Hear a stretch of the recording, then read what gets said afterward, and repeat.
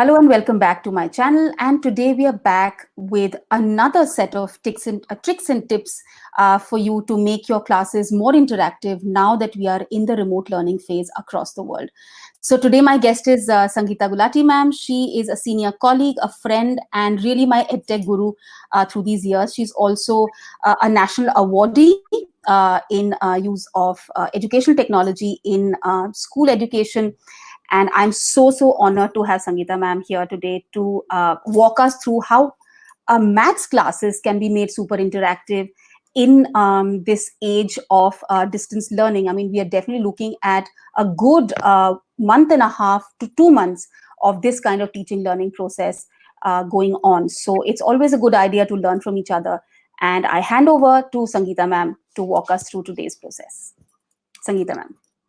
Thank you, Sanchita. It's always a pleasure to do certain activity, anything that you come up with. Your initiatives have always brought new excitement in our school life as well as our personal discussions. It's always Yes, been, absolutely. we're always supporting and leading each other. So I think it's always a pleasure to join you in this. And we hope that we come up with some good ideas, and also we learn from the responses that we might get to this Absolutely. broadcast, which might inspire some teachers to try something and then get back and share how it goes for them. So again, yes, maths, when we think about it, brings up certain perceptions in people's mind that, okay, if you say maths, then how am I going to bring technology into it? Because traditionally, we think of maths to be a paper pen activity. So paper pen activity, in the sense, till I solve a question, I don't get it. So where is the technology going to play a role here? So that is where we kind of need to relook at how we are thinking about teaching and understanding mathematics. So technology can play a role in understanding mathematics, and then to practice it, to reinforce the concepts, you have to go back to the traditional pen and paper style of learning. So the tools that we have here are plenty. There are number of resources available on web. One Google search would give you so many leads. So certain ideas that we have tried and tested in our school situation with our children from grade 6 to 12 is what I'm here to share. So there is no dearth of resources on the web, and one can go and do a simple Google search and say, how do I teach, say, trigonometry using technology? Now, with that, you would get some ideas, but how does it work in a regular classroom situation, and does it fit in with any kind of educational system, whether we have CBSE or not, is the question that most of the people have in mind. So let me show few things that have worked for us, and one can easily take them to the classroom. So I would like to first start with considering that we are both Google certified trainers. So Google apps themselves lend to maths. Yes, uh, that is something we should not forget. So before we absolutely. go into other web tools and offline tools as well, we'll take a look at one small idea which has worked for us in maths, is to do an kind of an app smash between a Google Doc and Google Drawing. So that, and this is something which I'm looking for our middle school now, that we would be doing some remote learning, that if we give them one document, and there the children have multiple learning opportunities. So the child would be on one page, but they would have multiple learning opportunities to whether it is through the hyperlinks or through the drawing embedded in it. So let me show you by sharing my screen what I'm trying to say here. So I'm going to do the share screen and show you a document which we had used in grade 9 to teach the concept of coordinate geometry. So this is coming up now on the screen, and just confirm if you can see the document. Yeah, we Sanchita? can. Yeah, Yeah. absolutely. So this is a grade 9 lesson. Actually, it is the entire chapter put together in a Google Doc, where the child first look around for how did the Cartesian coordinate system develop. So the child would be able to read about the origin and also read about the Rene Descartes, the mathematician who is given the credit for developing this. And then they are required to do certain activities. So here, as it says, double click the following image and then mark your place. Similarly, there are many other activities that are embedded where just a double click will open up a Google drawing, and the child can then drag and drop the pieces at the required point. So the it is a reinforcement of the concept, and it is gamification. It is not that you are answering a certain question in a true and a false situation. And also through the Google Classroom environment, the teacher will be able to follow the progress as well as return the assignment once the child submits it. There are also links for some online games that the teacher has already vetted, and these are ready to be used by in one document. The entire chapter is being done, and this is being done at the pace of the child. So it is not to be finished in one sitting. It is to be done over a period of time. That is most important when we think about at this time the teaching being done, as a remote learning. So you're looking at giving them some work, and as and when they have a device, when they have good connectivity, when they are interested in doing something, they feel like, give them something to engage and learn. At the same time, even for a grade 12, we had extended this idea and developed into a activity which actually is a graded activity. So one of the 10 activities that CBSE expects us to also came up with this idea, and then this is a drawing that is embedded in it, and then we also have a Google form attached here. So Google form and drawing and doc all app smashed together, because the moment the child does something, where do we know what they are thinking about?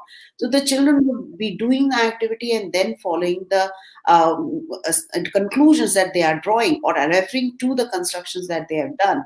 They are able to answer the questions. So it all comes together as one piece in one place. And through the Google and Classroom environment, it all is visible to the teacher, and also the submission and the return flow completes the process. So this is one of the activities which can be easily developed for any level. So I've shown you example for 9 and 12, and one would also be able to do the same for middle school or for junior classes as well. So this is one of my ideas which has worked very successfully. Second, software tool. Any questions here, or can I move on? Any certain? I think that's a wonderful idea. I think it picks up straight from the hyperdoc concept, where you have a Yes. single document which adds in different elements, either from the net or from the G Suite apps, and creates an entire learning experience for the child. Yeah, so this is kind of hyperdoc, not strictly in the format of the hyperdoc, but yes, there is multiple possibilities for the children to play and learn with. So that is true. That is true. Yeah, The and second this is thing, also self-paced. it is So this self-paced. is also self-paced, and the child can maybe over the course of the day or over the course of the next 2 or 3 days can Absolutely. follow up as and when the every level of understanding improves. Yes, absolutely. So there is no nothing that would go, out of date here. It is you're giving them the Mhm. chance to do it over a period of time. It's not meant to be done in one sitting. So this is something which the child has, 3 or 4 days, half an hour activity or 15 minutes activity, up to you, and it's going increasing in the difficulty level. So there are certain challenges under this which the children have to complete, which in the pen and paper environment are also questions that are asked. So here the child would be doing that, as well as then learning to understand and see what kind of a possibilities will come in. And then certain bonus super challenge there. So let's see if you can do something of a higher difficulty level than that. So these are again, possibilities for children to do at their own time, not to be done only when it is given. It can be done over a period of 2 or 3 days, depending on how you would like it to be done. So that freedom is there Great. definitely. So this is definitely in the Google Apps environment. Going out of the Google Apps, but again, I will come back to you integration of what we have as the GeoGebra. So GeoGebra is very well integrated with Google Classroom, but independently for anyone who is either just a beginner or who has no idea what to do with technology.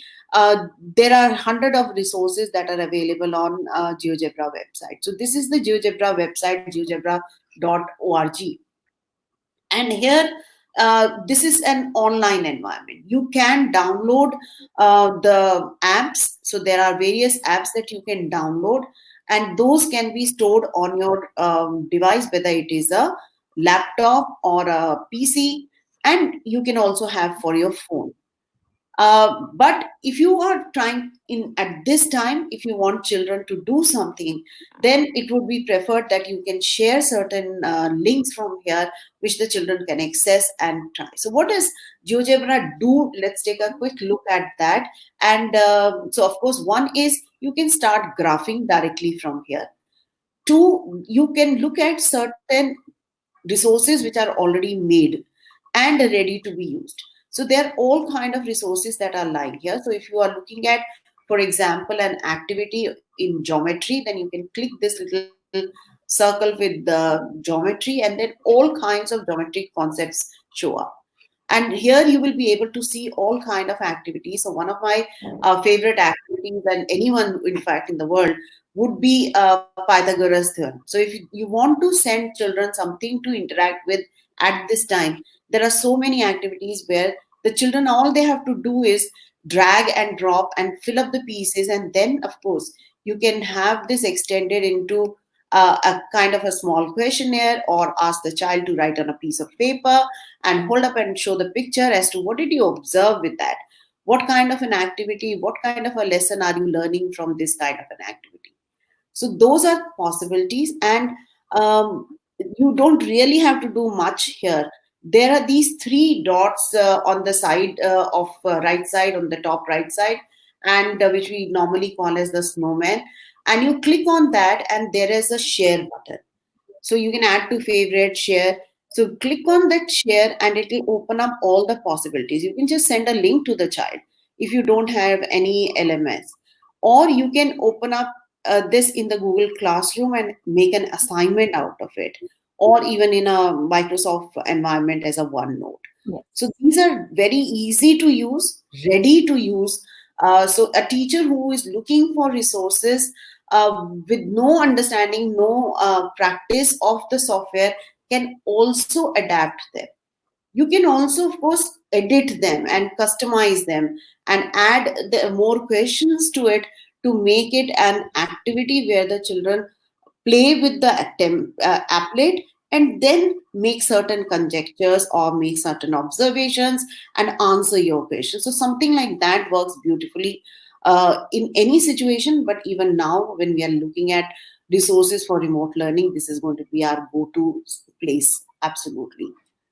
Yeah. So this Also, is, I think what I understood in GeoGebra is also that some are ready-made, and the teachers can take the ready-made material and yeah, perhaps add a few more elements to it to also make it, graded in terms of difficulty levels. yes, absolutely. So yeah, So so I you think can that's also the strength of this tool, that teachers can, change it to suit their specific class needs. absolutely. So you can create, take the same one applet, and you can create it with an understanding of, the differentiation that you want to bring in, and create for the different difficulty level. So for some children, you can put in more instructions. So when we are talking about, activity, then it is just not the applet. There is more to it. You are looking at some kind of a questions that can be framed and put into the task. You can also attach a PDF. So when you attach a PDF, then that PDF will open up with more questions that you want the children to answer. So if you want, that can also be done. You can add, open up an activity where you can add certain questions as well. So if I'm looking at possibilities, there are immense. And again, as you said very rightly, one can edit and take one applet and use it in different ways. So there is definitely a Yes. whole lot of resources that are available. And you must, as a teacher, create an account in GeoGebra so that whatever work you create stays in one place so that you can get back to it a little more easily. So it is definitely something worth exploring and trying out as you look ahead to creating more learning opportunities for students. And so this is definitely one of my go-to space. Moving on, another favorite of mine, in fact, is the Desmos. So, Desmos, when you look at desmos.com, is the website that you come to. And when you open it, this is the kind of a screen you get. And there is a big button here of start graphing. Now, this, if you do start graphing, perhaps you do not actually get to view the main power of it. But yes, start graphing, very intuitive. Just type in X and you get your line. If you type in X to the power 2, well, you get your parabola. A small alteration of the equation, it would keep changing.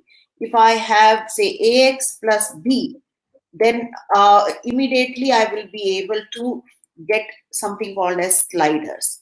So this is a small, simple way. So one can possibly tell the children, open up desmos.com and do this, this, this. So the instructions can go in a handout and the children will open up on the web desmos.com, or they can download the app on their phone and they can try, and one can kind of lead them to discover certain mathematical concepts. So Hmm. the idea would not be to feed them directly the answer.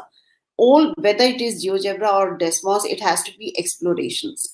So one has to let them discover the concepts rather than telling them, okay, today we are doing this, this, this. In this activity, you will find or verify this result.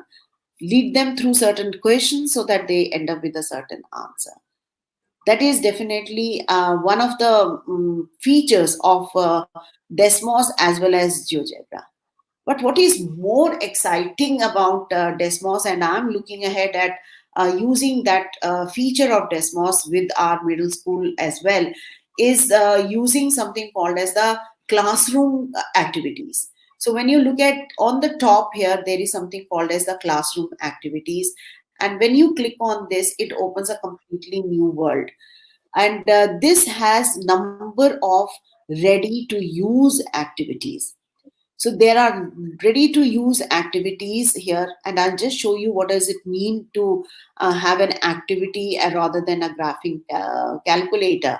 And of course, they have also mentioned resources for distance learning, which has number of little videos and webinars and links inserted in case it is a first timer. And what these activities do is amazing. One can create your own activities as well. But if you don't want to and you have so much here that you can use, if I just open up one of them, we have time, we can talk about it. Can I demonstrate quickly one of them? So here Yes, we are looking, absolutely. yeah. Thanks. So this is one of the kind of an activity that opens up. You can have a class code created, but what it does is it has number of activities which the children would do, and one of them is the card sort, where the same mathematical expression is given in three or four ways, and the children have to connect them together. So sum of four and twice a number. So the child will identify sum of four and twice a number, pick the card and drop it. They get connected. Square of a number and four. So here we have square of a number and four. So any child who's entering the algebra for the first time, experiencing algebraic expressions for the first time, will gain out of this. Even simple tabular representation, tiles along with it. These are the ways that we normally teach children expressions like these. All of them coming on one page. Now, the beauty of this is that it's not something which just stays with the child. As a teacher, one would create the code and share it with the children. So what children will be required to do is they will type in student.desmos.com and they will put in a code, something which the teacher gets as and when she creates the activity, and or she can even share the link of this activity. Students join in, and I can always hide the actual names of the students. Even in a real classroom situation we do that, so that they don't get too concerned whose activity is being shown up. And as a teacher you get a dashboard and you get a view of the work in one place. You can open up one by one, or you can open up the same slide for all the children and see, and you can stop and go back to Nina and say, Nina, you had not made a system of equations. So it is was asking you system, but I can see only one equation there. So this is something where you can either individually go to the student, but now there is also a feature that you can put a feedback online, because now everybody understands that it is time for remote learning.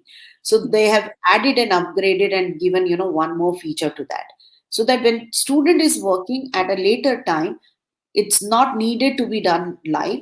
So when the ever the student does it, they will be able to see that feedback coming in, and they will be able to complete the task. This last activity, again, if they have finished it, you can see on my dashboard that it is showing a tick for the students who have finished it and have got it right. Whereas the child who's not finished it, you can always identify them, whether it is 6 students in a class or 30 in a class. The dashboard is going to allow. So that is something which really works even in a remote learning environment. But yes, if it is a live session that one is doing, then one can pause the activity as well, do the discussion, then allow them to do it. So pause is always, when I do this in class, I want them to look at me. I want them to see my screen on the whiteboard and see the concept which they need to understand and need to pause and absorb before they jump into doing from first screen to the second screen. So the idea is that the child should be able to uh, not only just read, but play, drag, drop, use certain concepts, talk to each other as well, because such activities give students a chance to put their solution in. And when three more students have answered, they will be able to see the responses of all. So it is not only that the child is sitting alone at home and he's written the answer and he doesn't know what the others are talking about. So the same question has been answered differently by the 6 demo students of mine. So when you're looking at this also brings in a lot of opportunity for students to learn, and of course for teacher to teach. But in a remote learning, just by looking at this, you can say, ah, yeah, what he's saying is also right. Oh, I also said the same thing. So that really brings a lot of learning movements in the classroom, and adds a whole lot of value to the learning which the child is doing sitting alone by himself. Yeah. So of So, course they could. if I understand it correctly, ma'am, in Desmos, then it is not necessary for you to have an LMS ready. I mean, right now is acting as an LMS itself. All you Yes, need to do is student logs in from a student.desmos.com and you just share a code with them. So yeah, for schools which don't have an LMS in place yet, either whether it's Google Classroom or Microsoft, yeah. they can definitely look at this option to really enliven their classes, whether they're conducting it through Zoom or through Google Meet. Absolutely, 100% true. Even for GeoGebra, the same thing goes for Okay. GeoGebra as well. GeoGebra also doesn't restrict. In fact, GeoGebra has its own LMS built in the sense that you can create a GeoGebra group and you tell the code to the children, and children would be able to join it. So not many people use it, not many people are aware of it as well. So there also you can just push the link. The only thing is, when you push the link out, the teacher will not get to see the work. But through the GeoGebra, its own portal, its own groups that teacher can create, you will be able to monitor the progress of the children. So you're not just sending them a link, okay, watch this or play with this. You are able to see the progress. But yes, in that understanding, it's more easy for a teacher to see that yes, all they need in Desmos is so again, if the moment they identify any one activity and you open up, you want to share it with the children, you'll just say create class code, and then it opens up a small link there. If I click on these three dots, you will be able to see this is usually the picture we open up in the class, so that children sitting at back also can see the code. So this is the code that comes up. Or you take this link, highlight it, copy it, and paste it in whichever, maybe on a school website or any other medium that you have. Or easiest is student.desmos.com and type in this code, and they will be able to enter your activity. So anybody who's trying this later perhaps, or watching this show later, I'll keep this code open, and they can open up the, so I'm going to just show the code again in case you want to just try it out. This is the code. The classroom will remain active, and you can try this as a student and see how easy it is for student to access and play with an activity and learn with that activity on their own, at their own pace. It's not to be rushed and finished. The only thing is that when you do it, if you want to save your work, then you need to be signed in to some account. So I might prompt you to sign in with Google or have a account in Desmos, then your work gets saved. Otherwise, it will not save if you do it in pieces and parts. So that is only issue or concern that you need to be aware of. Yeah. So I think that's for the today, because this would be too much for anyone to take in. But these are few ideas that are very well tested and tried in my classroom. So I'm going to stop sharing the screen. Is that okay? Any other Yeah, question? sure. In fact, just a couple of observations that I will make here. Yeah. One, that you've talked about three ideas today. So, and the beauty of something like a YouTube video is you can pause, you can go back. So even if it is a lot today, yes, teachers and other educators out there, just pause the video wherever, replay, rewind. And if you have any questions, just put down in the comments below. And I'm also going to link Sangeeta ma'am's Twitter handle in the description box, so that you can directly reach out to her through Twitter, DM her. And she really is an amazing resource person in terms of educational technology, in mathematics, and of course, the marriage of the two. So yes, she is a path breaker, and we are very proud to have her as part. I mean, I'm very proud to have her as my senior colleague, and every day I learn something new from her. So I think, and we live in amazing times, scary times, yet amazing Yeah. times. And Yeah. I think so many of us who were so afraid of technology, and we said, "Oh, mujhe bahut dar lagta hai. Oh, I've never even touched the mouse." I think this is a time for each of us to really step out of our comfort zones and really explore the exciting avenues that are open to educators in particular. Remember, we always have to reinvent ourselves. Our times are changing, and we need to change along with it as well. Sangeeta ma'am. Yeah, true. Absolutely. Very well said, Sanchita. In fact, there are so many, write-ups coming in that uh, at this time, the whole world is coming to a kind of a standstill. But education is growing leaps and bounds because teachers' mindset is changing now. So because this is the time when they're feeling the need, and they're saying, "Oh, I wish I had this. I wish I have been approached by people who want to now learn something because they're feeling the need. They're feeling that they are not able to use their time because as a teacher, we cannot stay away from that teaching. So they're itching Yes. to reach out to their children.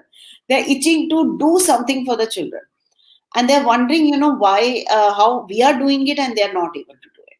So they're looking for ways. So every teacher, in fact, is trying also.